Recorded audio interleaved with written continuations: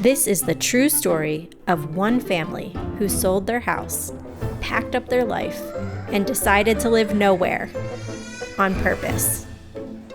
What absolute abnormal people would even conceive of something this ridiculous? 2 kids, 2 parents, 6 months, no fixed address. There are some people who are like, oh, that's so nice for you. And probably secretly in their head going, what the fuck? Find out what happens when you stop watching the travel influencers who make it all look perfect and start living their nomadic life with kids. For real. Did we name this podcast? We called it Trips and Giggles. Oh, that's right, because I was going to say welcome back to Trips and Giggles. So I'm just going to start off by saying that took way too long to just get the audio right, and I know you're still not happy with it. That didn't take that long. Like, I feel like you think that production is just something where you plug something in and things sound like $1 million. No, it doesn't happen. But anytime I've watched, even on shitty headphones, like a TikTok video, they have these $800 mics and mixing software. Yeah. Are you just realizing that your Mexican wine is shit? This wine is really bad. Yeah, you're just realizing. Yes. Megan just took a sip of wine and had a face, a grimace of, yeah, it's pretty bad. Why am I drinking this? El Pan. She's yelling El Pan again. She's not yelling El Pan. The bread. She's yelling the bread. No one yells the bread at 10 o'clock at night in San Miguel de Allende, Mexico. What is she saying? Hopefully this picks up the sound of the girl who's screaming, which I would try to do. It sounds like, is that it? Is that about right? Listen, I think it's just a unique experience, and I'm trying to be open to all of these unique cultural experiences. Oh yeah, I mean that's part of the deal. I'm just very curious why she's yelling El Pan. She's not saying night. El Pan. She's not saying. But here's what I will say about this. Hopefully the mic catches it. She changes keys. She does. Yeah, so she goes. She has a nice cadence. She goes, and then like 20 minutes later, she goes, It's impressive. I'm like, why? Why did you switch? Yeah. Anyway, it's been every night for 5 nights. So we're in Mexico on the 4th of July. Happy birthday. Happy birthday to America? Yeah, that's a great question mark there. We're in San Miguel de Allende, Mexico, at 7,000 feet. I know this because my nostrils feel like a desert with dried snot ripped around the rims. Yeah, just starting to get used to the elevation. No, I'm exhausted. Oh, well, you know. We also have small children, ages 21 months and 8 years, so that may have something to do with it. Who don't like to sleep through the night. I mean, they or wake up. They like to wake up very early in the morning, too. They want to be part of our lives. They do. Okay, so, why are we here, Dr. Beyer? Well, it all started a long time ago. Just kidding. I don't even know where I should start with this. We are in Mexico, July 4th. We have sold our house. Yeah. Anything that is a physical belonging other than our clothes and work equipment and a podcast mic and a crappy lapel from 2007. Yeah. Where we are, and so I didn't think I was going to be here. No. You asked me 5 years ago, I would have said, No. no, I'm not going to be here. Well, so okay, I'll say this. I have always had the dream of living abroad, and I did study abroad in college, as you know. Well, they don't know. You're not talking to me. Yeah, well, I am talking to you, but people are listening. Oh, I see what you're saying. Oh, God, I figured it out. That's how this works. She's so smart. But then, you know, like, I kind of put that on the back burner, living abroad. Can I jump in though, real Yeah. quick? You had told me when you were in grad school, so when you were commuting from Bedminster, New Jersey into the Bronx every day, that you really wanted to, well before that you wanted to, but you were like, oh, when I finish, why don't we go live abroad for a year? Yeah. You know? Yeah. And that was what, 2008, 2009? Yeah. Yeah, like right when you, before postdoctoral or externship programs. I guess I'm screwing this up. I apologize. Yeah, no, I started grad school in 2007. So, Okay, yeah. so at some point you had said, well, when I finish in 2011, let's go live abroad for a year. Yeah, and you were like, hell no. I don't remember it that way. I feel like I lied to you. Probably. I feel like I straight up lied to you. I was like, oh yeah, that's a great idea, honey. And I was like, that's fucking not going to happen. Yeah. There's no way she's going to pull that off. Here we are, 2025. I just feel like I think I lied about it. I don't know that I was like, hell no. Maybe I was. I apologize. I don't remember. Yeah. Well, the dream, the embers were kept alive. How though? That's where we got here. Like when did it hit you again? Or what happened that you were like, I need to do this? Like, where did that journey start? I think there's a couple of points along the way, but I'll start here. Our oldest daughter, had trouble in school. And I was researching every possible alternative to traditional public school because she just wasn't working for her. We looked into all different kinds of education, but as I was doing that, I stumbled across World School. Man, I thought that was earlier. I don't, for some reason, like I know you're saying like when she was struggling in kindergarten and public education in Maryland was not working for her, but I felt like it was earlier than that. Like I feel like when COVID time, you were already talking about. You know why? Because the World School groups you joined, right? We were doing the adoption process, and that's a whole nother story. By the way. That's a whole nother story.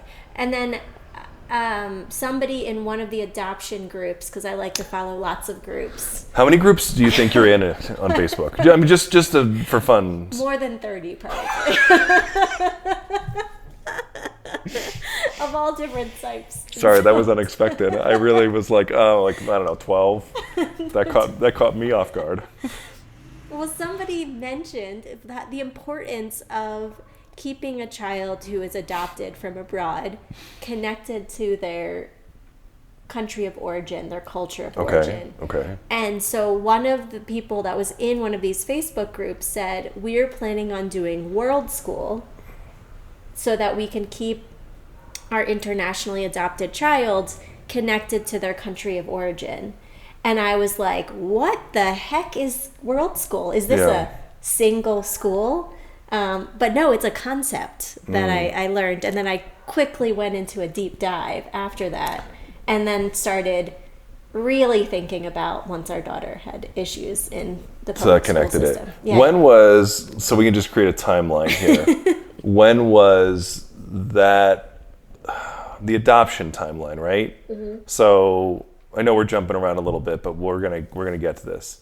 So there's the miscarriage, which was 2019. Yeah. And then when did the adoption start? When we pulled the plug, was that 2022? I think it was like a year later because we went through fertility stuff. I remember fertility, and I remember pulling the plug in fertility when we got to the point of like, okay, we're gonna need to go to the next level. Yeah. And you had already talked about way before that wanting to adopt. It's like early on, you were interested in adoption. Yeah. I see. So the adoption was what led. So then when was so when did you start frivolously joining World School Facebook groups? I mean, pretty quickly after I learned what this concept was. And then I started reading about it. I listened to some podcasts. I joined some Facebook groups. I started talking to you about it so that you slowly were introduced to the topic until it suddenly became normalized several years later. Can we take a side tangent here just for a second to kind of explain the brilliance and how, I don't know if it's brilliant or evil. Like I haven't quite figured it out yet. Like Megan has, I guess I'm talking to you, so I won't talk to anything else. Okay, so you have figured out one, that I'm pretty simplistic, and two, that clearly when you initially bring an idea to the table, I respond vehemently, and I'm like, fuck no. Like, I'm just straight up terrible. Yeah. And so what you figured here is, okay, if I just slowly drip, like a drip faucet over time, will it eventually create an indentation deep enough? Will it make its way? So, Well, I think I just have to slowly introduce the topic because I think you get very nervous about things that are outside of your comfort zone. I think I get flooded when Yeah. it comes to situations that I don't know will have a significant impact over comfort and happiness. Yeah. Which we'll also talk about here Yeah. at some point, and then you'll somehow spin it and say, well, I'm happier and a better person. There's things I like about it. But let's just be really clear. This is terrible. No, all it's of this. not. You have talked about so many good things, and then you have brought up like, how you miss things from Portugal. Okay. We'll talk about that later Yeah, because we we'll were get to in that. Portugal earlier this year. Okay. So listen, there are challenges, but here's the thing: is we talk about it slowly over time, so that you can see all of the angles. And it's not being convinced right away. And there are things that I've talked about in the past that haven't come to be. Like what? This is what this tangent's supposed to be. When we got married initially on the fact that we were not going to have children. We were both career driven at the time. You very much so for your PhD program to get a doctorate. And so we were going to focus on careers. And when that happened around that time, you had already been talking to me about wanting a dog. Yeah. You were like, oh, I want a dog, and I didn't want a dog. No. I will fast forward the story. It's much longer than this. But then it's like, okay, Damon, you pick up the dog. So we got a dog, okay? So within like a day of getting the dog, you go to me, he's lonely. He's just so lonely. Well, it wasn't a day. It just you had to see it like he was lonely. He's lonely. He needs a friend. So of course, then we get another dog, right? Yeah. And so then we have two dogs for a period of time. Yeah. And, we handle the ups and downs of that situation. Mm-hmm. And then it's, well, Damon, I know we got married on the idea that we weren't going to have children, and you don't have to if you don't want to, but I've changed my mind and I really want children. Right? Mm-hmm. Yeah. Yeah. And I said I didn't want children. Yes. So then we have two dogs. Fast forward, we have two children. And here you are on world school. And I'm like, hell no, I'm not going to go to world school. And here we are in Mexico. Yeah. Yeah. So just, I don't know, like, clearly, the fool me once. Yeah, but Fool me you've twice. actually, I don't Fool think me. you've regretted any of these decisions. Have I regretted us going on these trips? No, like the dogs, the kids. Oh, no, you're right, 100%. Yeah. Yeah. No. I mean, there's moments. Oh yeah, there's Many always hard moments. Moments, I don't know, years at a time maybe, but like, yes, you're right. In the end, it's okay. But it still was this whole, let me introduce you to world school. Let's buy an RV and drive around Europe and eat saltines. I never said that. I never said let's that. make clothes out of curtains. Now you're just taking it to extremes. That's what we can do, Yeah. Because honestly, when you first brought this idea to me, and I was like, what absolute abnormal people would even conceive of something this ridiculous? Like a sense of, even before we went on this trip, I was like, it's not just your house, right? Which is, not everybody has a house, but your apartment, whatever it is, right? Like, there are comforts there. There are places where you deal with your own anxiety, which I have a ton of anxiety, everybody does. You deal with your own depression, your places of happiness, where to get good food, how to take care of yourself. You have connections, communities, family, all those things. And you're like, no. Well, that can be very mundane as well. Just very, very like, meh. That's for you, right? I was happy. I had my things. I was happy. At peace, calm, serene, quiet, rejuvenation. I remember you saying things like, oh no. Don't let me die in Maryland. Okay, that was Maryland. That didn't mean let's not live somewhere. Let's just go from place to place, hopping around. get a stick with a handkerchief on it, stick our clothes in the back, and walk down the railroad tracks. We're also not doing this like, there are some people who world school like indefinitely. We have a very distinct beginning and end phase. You constantly will take like these extreme cases to normalize the things that happen. Let me ask you, like, what were people's reaction to you when you told them that you wanted to do this idea? I mean, it depends. Like, I think this is great to talk about. There are several friends and colleagues who have been like, this is so cool.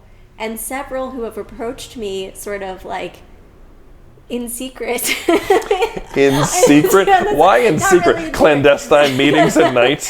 Okay. Can I have a phone call with you, Megan? And then they're Let's like, talk about I would love WS. to live this life, right? And None of them are living it. none of them are living I it. wonder why. That's what's interesting, No, right? it's because people are afraid to take the leap. No, you've told so many people about this, and yet no one else that we know in our friendship group was like, oh, I'd love to live your dream. They're not doing it. Isn't that interesting? I bet you there will be at least one person. Because people are afraid to do something that's so outside of the norm. And it is scary. It is especially this. We'll talk about where we were in Portugal, which was very like set up and easy for the most part. Now, for these next 2 months, we are setting everything up, and it is work. It's harder, and I think we'll come to that too. Yeah. We should get to that point because it is juxtaposition. So, hold on, let me get us back on track here a little bit. All right. But, I'm going to answer your question. All right, there all are multiple people who have been like, this is super cool. Live your life. Okay. I wish I could do this kind of statements. There are some people who are like, oh, that's so nice for you. Good for you. And probably secretly in their head going, what the fuck? Like the reaction I get from my mom, right? Yeah. Okay. It's just kind of general confusion, Or which I've seen that from family. Texting people back channel, like, what the hell are these two doing? But I expect that though. I mean, like Right, it does yeah. give them a little I bit mean, of I fodder think that to there burn. You've got multiple answers. Yeah. I think I'm throwing out a poignant response, and you're saying it's being scared. I think it's more than that. okay. I think it's more than that. What do you think? You yourself talked about the difficulty in a logistical fashion, and we went through it twice, right? Mm-hmm. So we went through it when we went to Portugal because we were also in the process of putting down money on building a house, which there's an ending to this, so Yeah. you were right, it's a little different. And then the second time, this time, where we're in Mexico, where we were literally selling our house and getting rid of as much shit as possible to then literally get on the plane after the movers came and go. So it's not just being scared. I think it's like there is a logistical battle as we are still having mail sent to the old house with new owners getting it. Your address has not changed yet, I and it's know. July 4th, right? Yeah. And neither one of us have got a shred of mail past the point of that change. So I don't think it's just fear. It's not. It shouldn't end it. But like again, it's there are things that would create a lot of unhappiness. I think unhappiness is a strong word. I think it's stressful. Uncertainty is stressful. Uncertainty is very stressful. But there is also the juxtaposition in my mind of the experience that we and our children will have doing this is unlike what most people experience in their adult lives, right? We will experience new cultures. We learned very little Portuguese, but some Portuguese. I've never even been to Portugal before. It's true. Neither one of us. We're practicing our Spanish, which I have forgotten about since high school. Are there challenges? Of course there are, but I do think that those logistical challenges scare most people away. And that's okay. It doesn't have to be for everyone, but I do think that there are some people who might secretly wish to do something like this, but never take the leap because it feels too big. No, I'm not disagreeing with you on that. And I'm not saying anything. I'm going to say an and. I'm not going to do a or a but. I'm going to say and sleeping on cardboard The beds are terrible. or a wooden plywood board for Yeah. 3 months when you have multiple back issues Yeah. is not fun, Yeah. right? Yeah. It's not Yeah, necessarily, there's some things that are like outside of our control. you know, you make some concessions, and I think it's I don't want to give you credit for this. In a way, it's a good thing. don't want to give me credit. I don't. In a way, it's a good thing to say, okay, I didn't go into a complete and utter meltdown. I didn't totally lose it. I didn't like basically just run off into the night, never come back. I somehow made it through a situation that didn't have the comforts of the things that I have in life. But I'm also going to say, like, I don't want to argue and say that you wouldn't live a life to have profound great things without it either. You know what I mean? Of You know what I'm course. saying? Like, that's all Yeah. I'm saying is I just want to be honest and realistic and say that. Like, it's Yeah. not, we're going the journey that you're driving the car and I am the trailer hitched to the back precariously. And that's fine. And I'm not saying I haven't gotten better from it. Yeah. But I will also say I haven't been pleasant either a lot of times. Yeah. So this is just being real. I'm being real with you. There's Yeah. days where, and you know it, and you're like, Yeah. now great, he's grumpy. I got a screaming 21-month-old, and my 8-year-old is neurodivergent, and she's on the ground screaming on the floor because a plant attacked her eyeball, you know? And Yeah. that's stuff you have to deal with. But you've said, like, hey, I'm willing to take that on. Yeah, and I will say the values that I hold that make this a positive experience for me are not necessarily the values that everybody else has. So it would probably not necessarily be a pleasant experience. And, you know, I think that you have been extremely supportive. Even, like, I think you're a person who would like to be a homebody and sort of I would. be at home. I would and love to. have your creature comforts. I would love And my so creature You're comforts. like going along with this because you know it's something that's meaningful to me.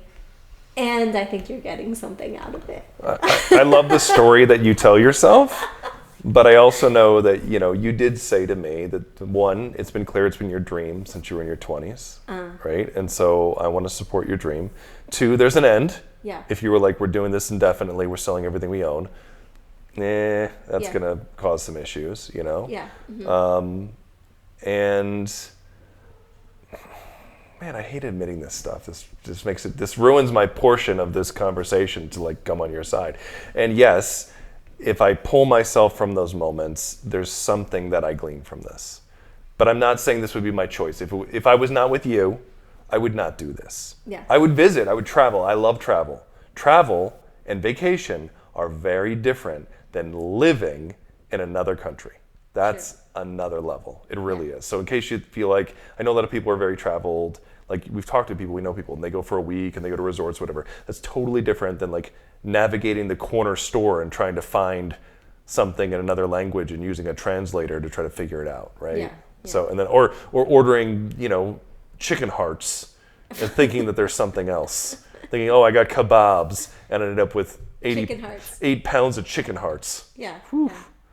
I want to jump somewhere in this conversation to kind of seal up our back end. Okay, so we didn't get to like how we got to this. Like you started working on me for a period of time. Yeah. The World School. I think that should lead you to like, how did we end up getting to make this thing happen this year, 2025? Yeah. Well, I mean, I think I had in this whole process, I was thinking World School might be helpful for Cordy, our oldest daughter, because of her neurodivergence. She is very good with experiential learning, and she's also a fantastic traveler. I mean, she is, you know, She is fantastic. Right, we took Yeah. her to Germany and Italy when she was 18 months old. We took her to Seattle when she was 2 months old. This girl looks forward to planes, yeah. So, which so does Nuggie too. So she doesn't do well sitting at a desk with worksheets. And so I was thinking, you know, this could be a really cool experience given that she loves to travel. I love to travel. and all this stuff. Anyway, we found this organization called Boundless Life. Megan found Boundless Life. I found Boundless You Life. found Boundless Life. Which I think was a little comforting for you because it was a full setup, right? There was school, there was a co-working space, there was community events, which you were poo-pooing, but Yeah, I was like, I'm not going to any of these, and I'm not going to be friends with any of these people. That's what I said. Which then I was Damon I'm actually good. liked all of the community events. I'm good on friends. I'm full. And then he really liked all the people in the community. I did. I really did. So I don't even know how we like decided on doing it. I had brought it up to you. I'd showed you. I'd followed this organization for probably a year. You followed them on social media. You showed me TikToks from families doing it. The decision process was which of the locations were you going to choose. Yeah. And so we should go back. It was 2024 when you were going through this process. This is where the conversation was happening. Yeah. So we were having this conversation throughout that period of time. I think it was when you got let go from that your company. Oh, 2023, my company had. Oh, that's right. So I couldn't have left the country. You were talking. Okay, there we go. So you were talking about this for a while. I was working for a company a large bicycle parts manufacturer company. They had an absolute poor decision post-COVID and then fired my entire branch of the company. My boss's boss, everybody went. So I started my own digital company. And that's when you were like, well, now... Well, and I also, at that point, around the same time, had left my academic job, or at least stepped away from it. I'm still technically, I guess... You are adjunct faculty at Johns Hopkins. Well, anyway, but I'm not on site. I don't have to... Right, you don't have to physically be there 9 to anymore. 5. You had started pushing the business, though, too, in 2022, your other business, which Megan's a podcast host, in case you wondered. So now we were both remote workers, so we could do this. Yeah, so that's right. You pushed me, and you were like, hey, now this is feasible. And I was like, no, this is a terrible idea. Because we had Nuggie, right, in September. Just turning 1, yeah. And so then she turned 1. Yeah. And then you said, okay, so wait, okay, your memory is better than mine. So then why Portugal? Because I still had not said yes to this. No. Well, we looked at a couple different places. I think we picked Portugal because it was closest to our time zone. Time zone, that's right. And it was, I think that was the main reason. Well, they wanted us to go to Estepona, right? They pushed us. That was the organization Boundless had pushed us really hard to do Estepona, Spain, which, by the way, is where we're going in a couple of months. But it was brand new, and they wanted us to go in September. Was it September they wanted us to go? And I was like, well, I'm not ready. Yeah, which we both had work commitments that we couldn't. I think I just was like, I'm not ready for this. Yeah. You know? But fast forward, or go before that. So I want to tell this part of the story, or you can tell this part of the story. So you committed, right? You were like, well, actually, it's before you committed. You were like, oh, here's the information about this. And you gave me the contract. And I read the contract pretty thoroughly. And I realized what the contract said, which, was pretty clear that we had to pay them all the money up front. Mm-hmm. It wasn't cheap. I mean, it's not cheap for a full-scale organization, which is giving you a co-working space, community events, education, and your place. And basically what it said is, even if you had like a significant death, like if I died, okay, let's just say something terrible happened, I got pushed into a meat grinder, it was game over for me, you would not get your money back. Yes. It was that significant. And I said, Megan, this is a terrible fucking contract.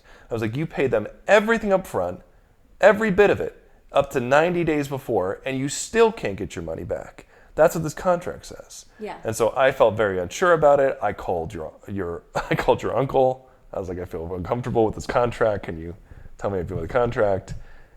And then I just signed it. I just signed it and handed over the money. Yes, you signed the contract. You handed the money. You said, okay, we can go. So then I just did it. No, that's not what happened. That is not what happened. I was still holding hope that I would read this contract and be like, this is uncomfortable. Let's look at something else. You sent me a text message. You didn't even talk to me. You sent me a text message, and it said, I signed the contract. I paid the down payment. You'll get over it. We're going. I didn't say you'll It get said, over it. we're going. That's what it said. I didn't say you'll get over it. You were like, get in the water. It's cold. You'll get over it. I've never You pushed did me not in say the that. pool. I did not say that. Next episode, we do this, I'll find the text. I did not say that. I will find the text message. I have more empathy than that. You have an incredible amount of empathy, but not with me on certain situations. You know, I think you've come to the realization that you've gotten to a point where you know that I won't do it. I will analyze the shit out of something, and I will not move forward. Yeah. So I will have great ideas, talk about something, do all the planning and investment, but I won't actually pull the trigger out of fear. Yes. And so you're like, well, I'm pushing your ass. Yeah. And so you text me to tell me we're going. I paid. And we're we going. went. And it was fantastic, except there were a few things, which we'll talk about. I think we should talk about that another time. I think that gets us to like why we're here in Mexico, right? Does that fill in the... I mean, I think that's the backstory, you know. I think we can give more details in a future episode. I think so. I think that covers it. But okay, this was fun. I don't know if you said get over it. I think it's a story I told myself, but I never said that. I would never say that. I know you. I know you said we're going. Yeah. I paid. We're going. In my mind, I might have said to myself, "He'll get over it," but I never would have said that to you out loud. I read in between the text. I know what you're thinking. I can tell at this point. Oh my god. Trips and giggles. Trips and giggles. Okay, bye.